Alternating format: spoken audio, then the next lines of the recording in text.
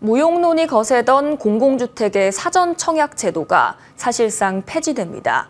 본청약 지연과 확정 분양가 상승 등 각종 부작용이 속출했기 때문인데요. 이한기 기자입니다.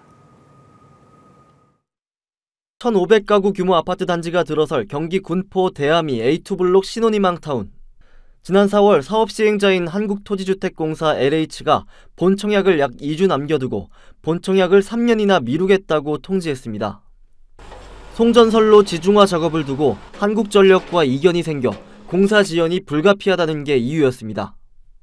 사전 청약 당첨자들은 본청약과 입주 일정 등에 맞춰 현 거주지 임대차 계약을 맺었는데 본청약이 한참 밀리면서 피해를 고스란히 떠안게 됐습니다.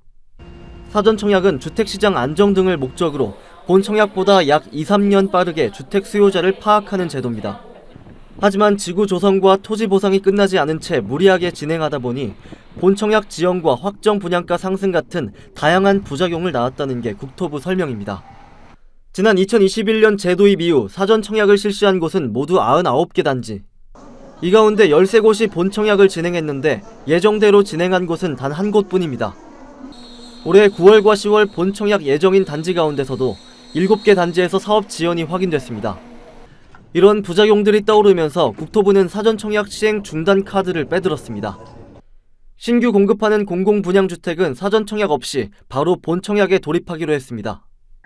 사전 청약을 공급한 이후에 문화재가 발굴된다든지 아니면 법정 보호종이 발견되거나 기반시설 설치가 협의 지연된다든지 이런 장애 요소들이 발생을 하면서 당첨자들의 대기 시간이 많이 길어지는 불편이 증가하고 있어서 신규 시행을 중단하고 기존 사전 청약 시행 단지의 사업 관리를 강화하게 된 것입니다.